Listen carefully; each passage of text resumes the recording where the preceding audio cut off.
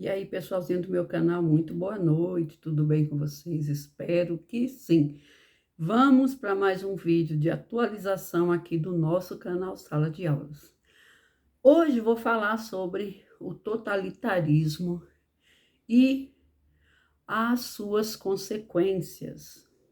Quando um país ou uma nação entra em um período de governos totalitários ou com pretensão de totalitarismo, há que se deixar consequências danosas naquela nação e naquele país por longos meses ou anos.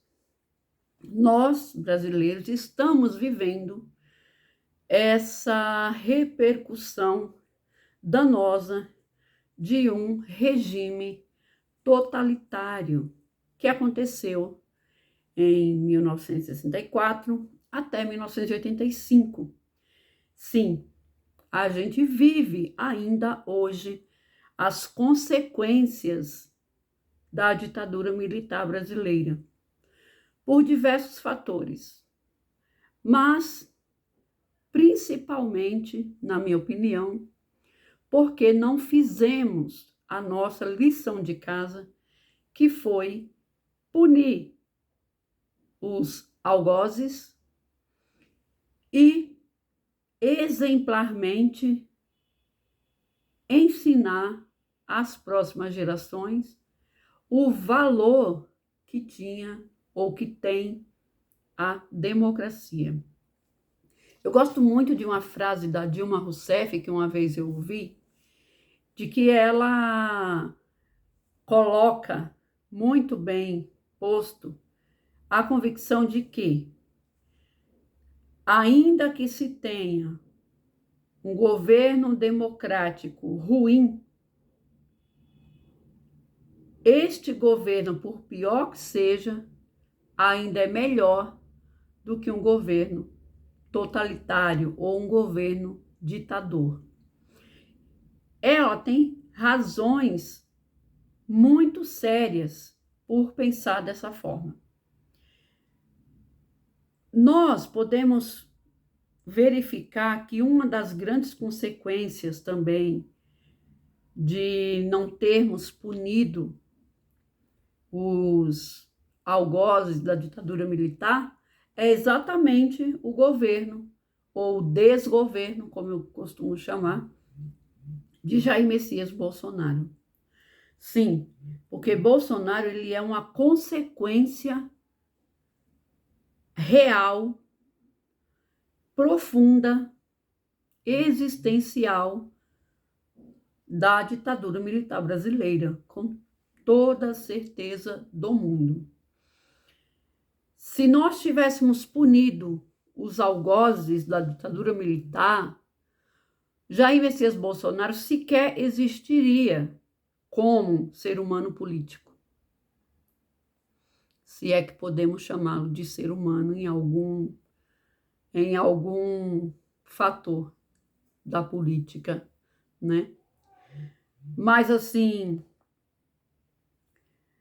havendo punições, ele, Bolsonaro, sequer teria ascendido a deputado por 29 anos.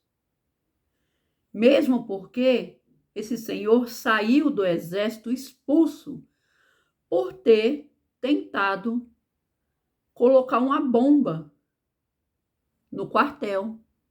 Veja só.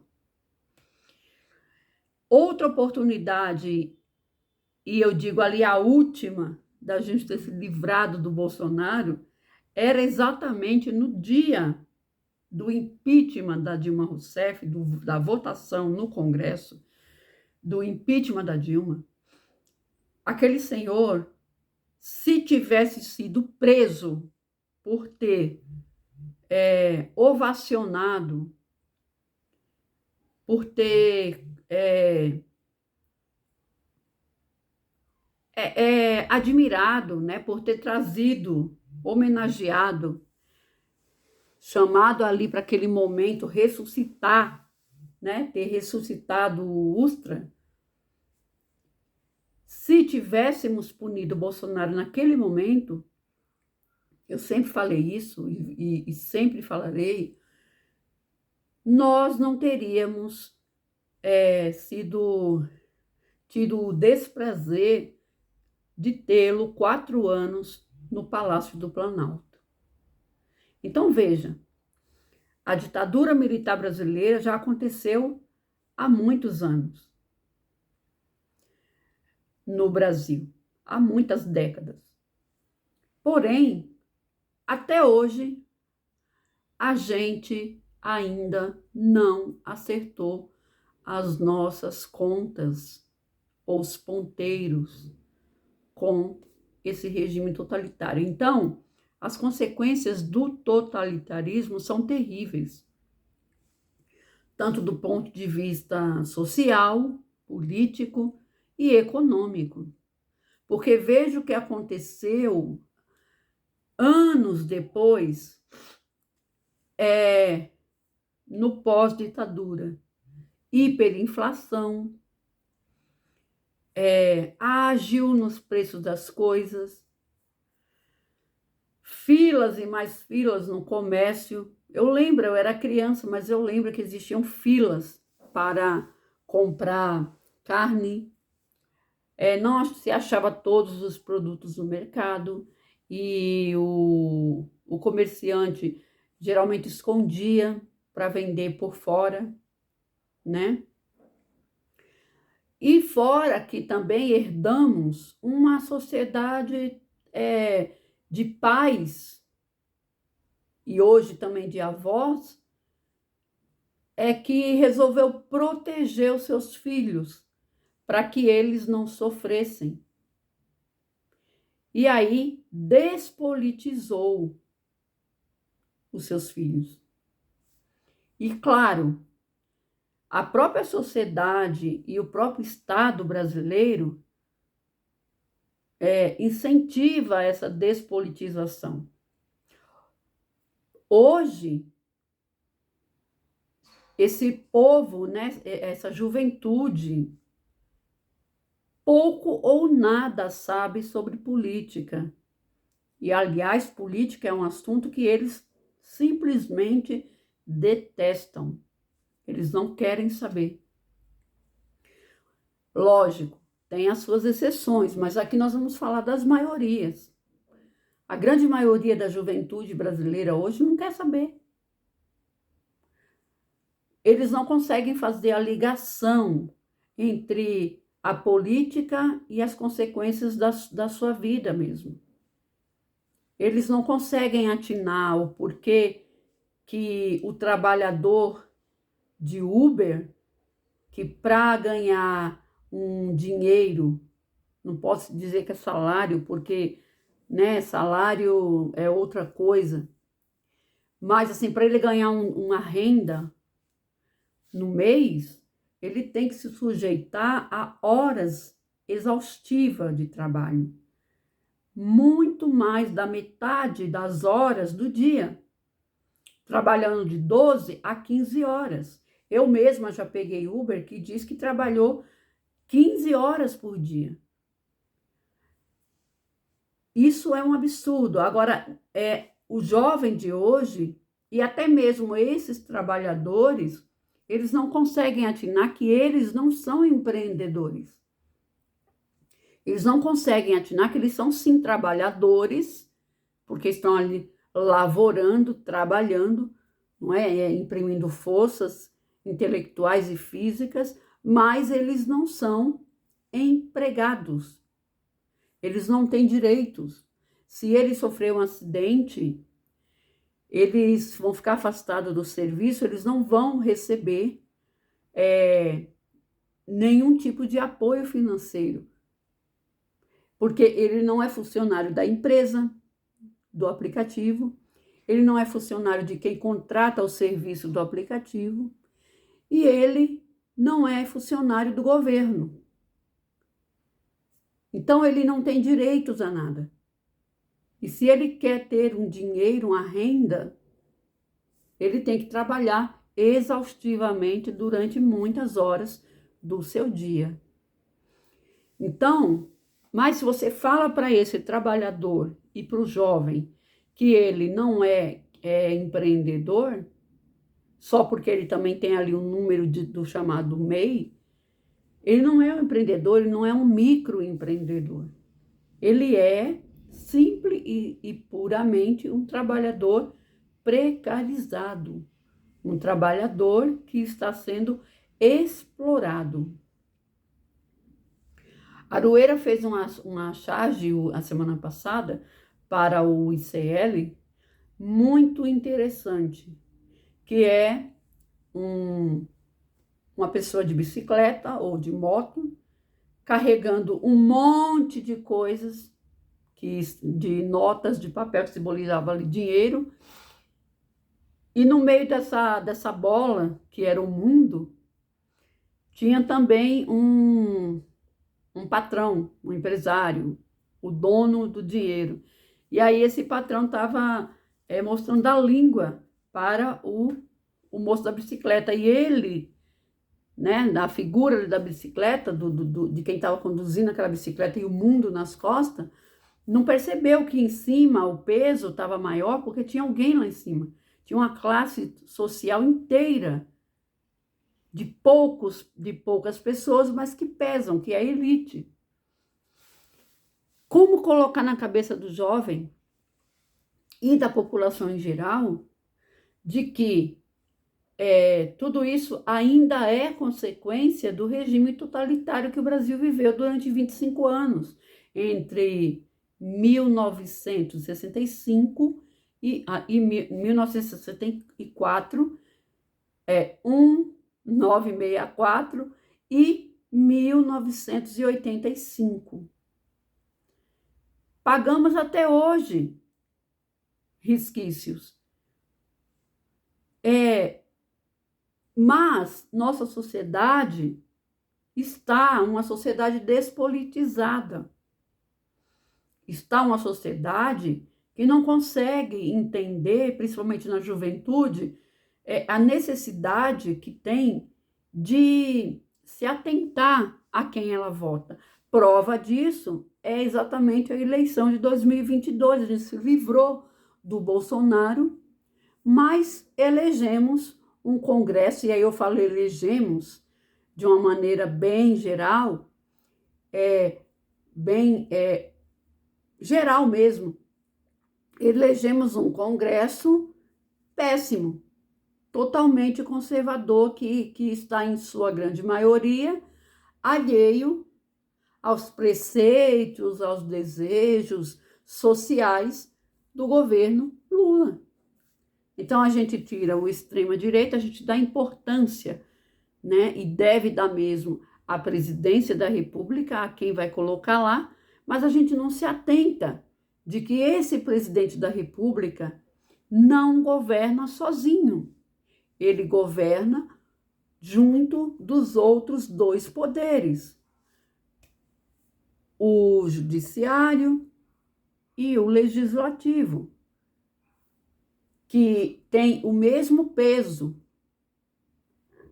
Um complementa o outro, um está ali para ajudar o outro, fiscalizar o outro, né? Mas que tem dentro da história o mesmo peso, a mesma importância. Tive que parar um pouco para botar uma blusa que está frio. E os óculos também. Então, veja, tanto é prova de que nós elegemos, né, nessa última eleição, candidatos totalmente adversos da esquerda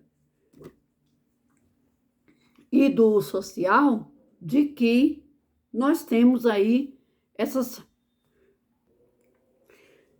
verdadeiras aberrações, como o deputado, né, de ontem, que participando aí de um podcast, comparou, né, teve uma fala ultra racista, né? Tô meio ruim, tô meio gripada, um pouco frio aqui. comparando aí, né, falando do QI da África e não sei o que mais, né? Então aqui achei, deputado federal Gustavo Gayer, do PL de Goiás. Ele relacionou a existência de ditaduras em países da África à falta de capacidade cognitiva da população africana. E disse também que o Brasil está emborrecido e segue o mesmo caminho das nações africanas, né? Então, veja só, figuras como essa não caiu lá no Congresso do nada. Figura como essas foi eleito, né? Foi eleito pelo povo, né? Foi colocado lá através da democracia. Regime esse que eles condenam. Eu acho assim, o atestado de canalice muito grande, sabe? Você ser eleito por aquele regime, você criticar aquele regime. Se você critica aquele regime, no mínimo, você não tem que se candidatar naquele regime. Se eu sou contra a ditadura, como que eu posso querer a ditadura? Como que eu posso, em havendo a ditadura, eu posso querer fazer parte dela? Querer fazer parte do governo ditador? Não posso, se eu sou contra. Então, assim, essas pessoas que se dizem, sabe, que diz que os africanos, né, que o Brasil é uma nação emburrecida, que está indo no mesmo caminho dos africanos, nessa comparação super racista, né, dessas pessoas, eles não podem criticar, eles não deveriam ter sido candidatos da democracia brasileira, porque eles criticam a urna eletrônica. Eles não admitem que o Brasil seja uma democracia, porque eles almejam ditaduras. Então, assim, eles deveriam apenas participar dos regimes que eles gostam, certo? Então, essa fala dessa pessoa diz muito, não somente sobre o que ele é, uma pessoa totalmente desprovida de moral, e aqui eu não estou falando no sentido de puritanismo, não. Aqui eu estou falando no sentido de ter caráter mesmo, sabe? Então, assim, uma pessoa dessa, que não tem caráter nenhum, não caiu ali no Congresso de Graça. Foi eleito pelo povo. Foi eleito por aqueles que se sentiu representado por ele. Então, o Congresso está cheio de pessoas como ele. Quando o Coiso estava no poder, que ele ia lá fazer as suas motociatas, ou que ele ia lá no curralzinho, né? E aquele monte de pessoas ficavam ali em volta dele, além do jornalista, que ele maltratava bastante. Mas, assim, os apoiadores, parte podia ser de que tivesse levando alguma vantagem de estar ali, concordo. Mas tinha ali uma grande parte que estava ali porque admirava aquele cara. Porque sempre foi homofóbico, sempre foi preconceituoso, sempre foi racista, sempre foi machista e não tinha representação. Quando o Coiso sobe ao poder, aquelas pessoas se veem ali representadas, sabe? E outra parte também era o saudosista da ditadura militar. Sabe aqueles tiozinhos que falam, ai, naquele tempo era bom. Naquele tempo, isso não acontecia. No meu tempo, o pai olhava para a cara do filho, a mãe olhava para a cara do filho, o filho baixava a cabeça. Naquele tempo, policial passava, todo mundo saía correndo, se escondia, porque bandido bom, bandido morto, né? E não sei o que mais, sabe? Então, assim, essas pessoas saudosistas daquele regime,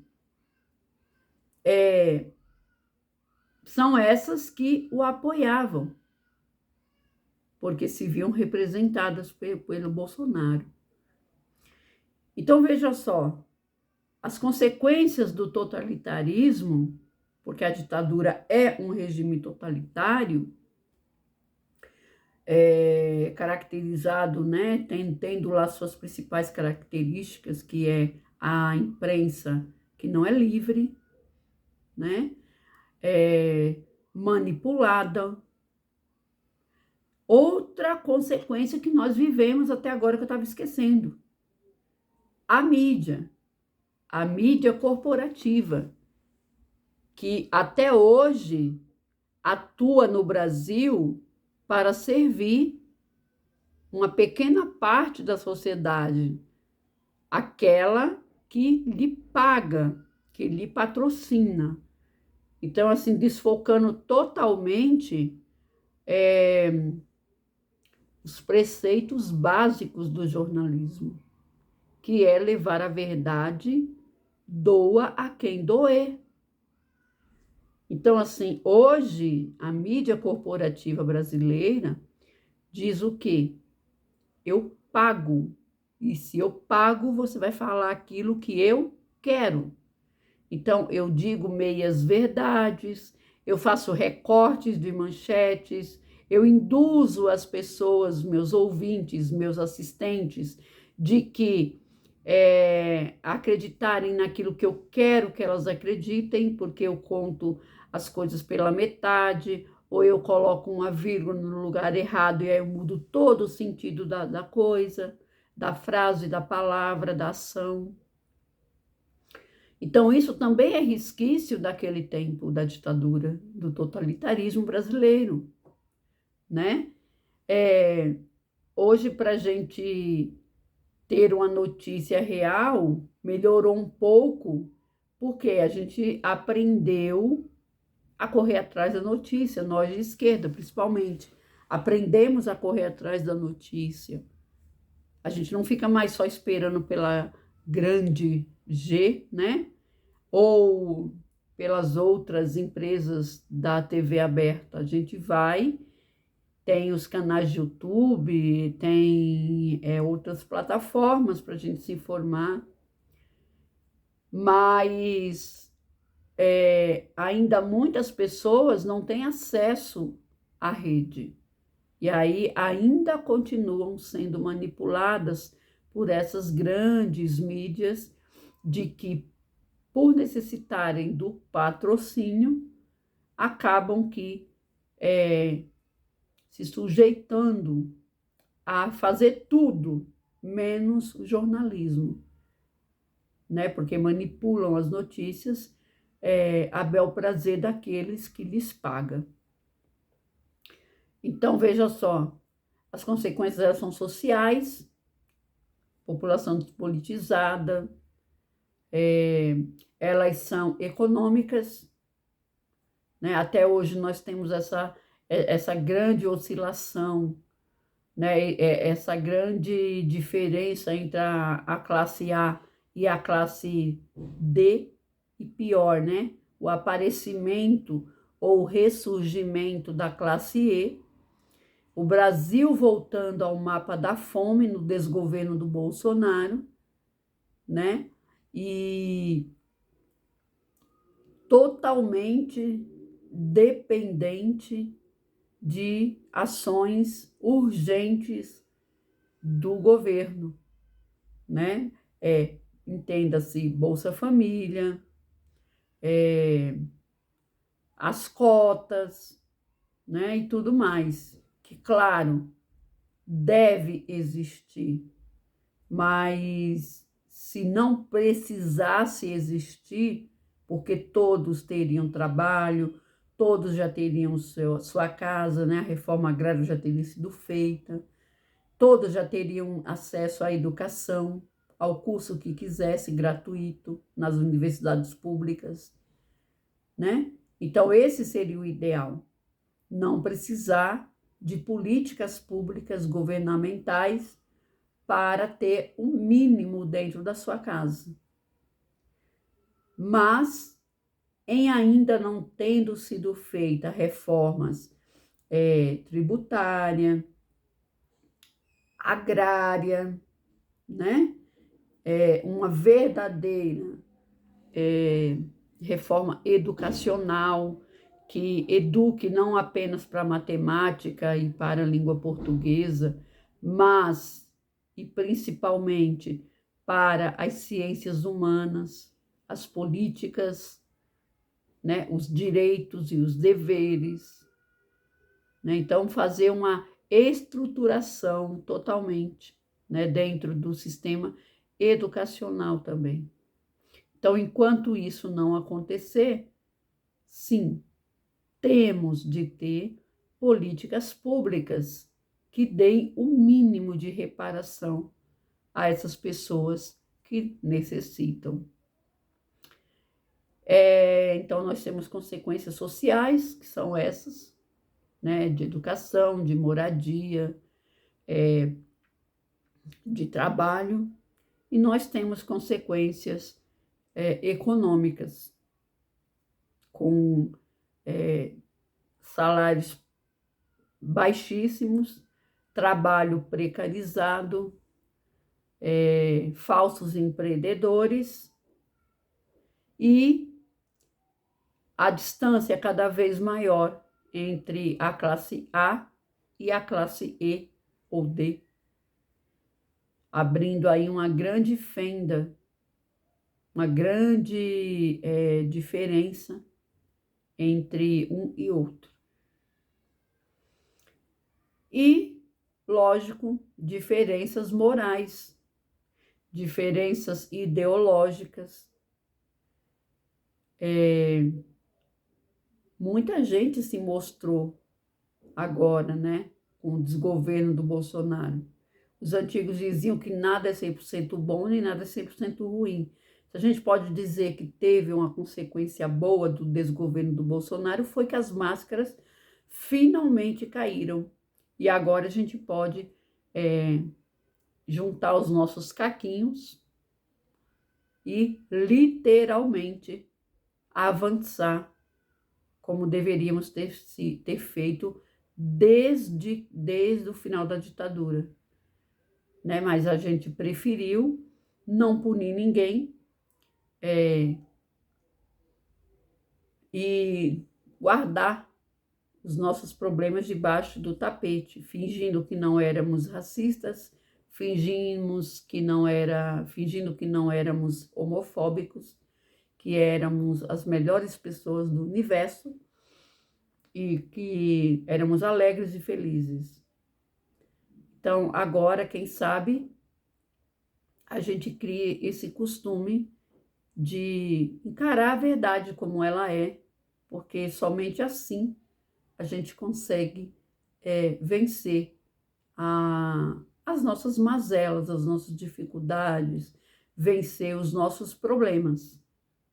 Não é fingindo que uma coisa não existe que ela deixa de existir, né? É encarando de frente e buscando soluções reais. É assim que a gente resolve os nossos problemas. Peço para você curtir, compartilhar, se inscrever aqui no canal, trazer mais uma pessoa, tá? Estamos aqui quase todos os dias, atualizando o canal, ora com notícias, ora com assuntos voltados aí para a história, para a educação, para a política, para a sociedade, enfim, para as ciências humanas. Então, peço o seu apoio, tá bom? Se você puder se tornar membro, é um cafezinho por mês aí, valor mínimo de R$ 3,99, se não me engano, valor máximo de R$ 8. Ou você pode ajudar no Pix 252-791-61802. É um meio até mais rápido de chegar a ajuda, né? Que quando você ajuda pela plataforma do YouTube, esse dinheiro tem que acumular um montante para depois vir para as nossas mãos, né? E você fazendo o Pix, cai rapidinho na minha conta, né? E já me ajuda automaticamente. Qualquer valor eu já fico muito feliz. Eu sei que as coisas não estão fáceis para ninguém, mas a gente às vezes gasta com tanta coisa, né? Que não tem necessidade. Então, dá um apoio aqui e ajuda esse canal a se manter, tá bom? No mais, muito obrigada por você ter me assistido, pela tua atenção. Se cuida e até o próximo vídeo. Coloca aí nos comentários o que você achou desses pensamentos sobre os governos totalitários. Se eu estou certa, se eu estou errado, se você tem uma opinião diferente da minha ou igual, enfim, comenta aí, tá bom? Isso ajuda o canal também. Beleza? Tchau, fui, até o próximo.